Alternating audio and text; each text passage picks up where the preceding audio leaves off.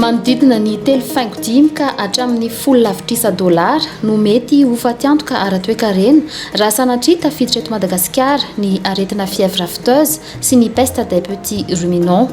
Nisy araka izany ny fandrafetana paikady mba hiarovana ireo biby fiompy sy hitsinjovanareo mpiompy.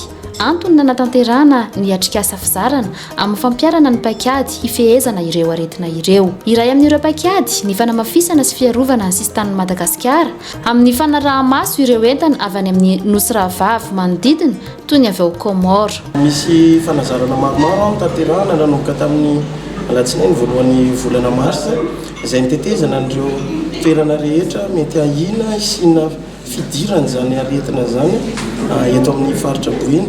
Anisan'izany ny teny amin'ny Serana-Tsambo, ny any amin'ny Piopy sy ny any amin'ireo opérateur hafa izay misehatra amin'ny lafin'ny fiompiana. Taorian'ny tombanezaka dia hita ireo teboka rehetra tokony mbola ho hatsaraina mba ahafahana mampiomana sy manome an'ireo traikefa sy fahaiza-manao rehetra ho an'ireo dokotera vétérinaire sy ny mpisehatra eo anivon'ny fitaleovam-paritry ny fambolena sy ny fiompiana ary mijono izay voakasika an'izay teto amin'ny faritra Boeny. Ny ankoatr'izay moa dia misy teboka maromaro izay tokony hitondrana fanatsarana toy ny fampitana tamin'ireo vétérinaire sy ireo mpisehatra ireo ny mahamena sy mahasaripady sy ny tokony hamalina haingana raha sanatria ka misy izay fahatongavana valanaretina zay. Dia ankoatran'izay koa zany fanatsarana n'ilay atsotsika hoe mesure de biosécurité an'ireo vétérinaire sanitaire izay misehatra ty amin'ny faritra.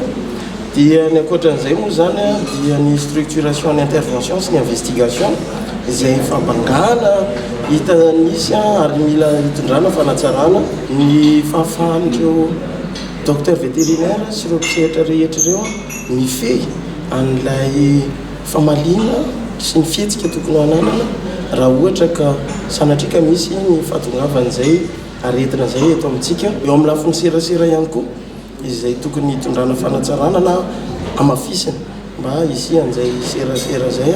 Eo ny tompony andraikitra fa eo ihany koa ireo mpiompy izay tokony olona rehetra voakasika ny any amin'ny Serana-Tsambo zany na ny amin'izay toerana rehetra ahina isin'izay. Ny ankoatr'izay moa zany dia ny fametrahana n'ilay plan d'intervention d'urgence sy ny élaboration de POS mifanaraka amin'izay no asa tokony ho tanterahana ihany koa.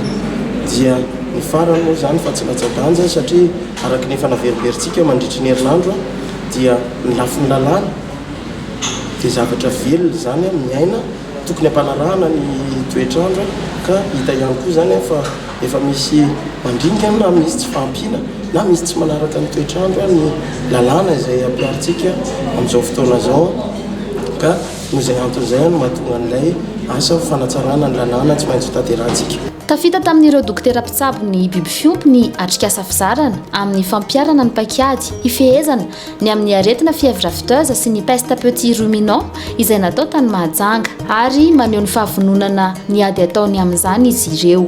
Hita ary tsapa fa nanovozanay fahalalana traikefa ary indrindraindrindra ny paikady entina hiarovana sy hisorohana ny fidiran'ny valanaretina izay atahorantsika hiditra eto amin'ity Madagasikara malalatsika ity.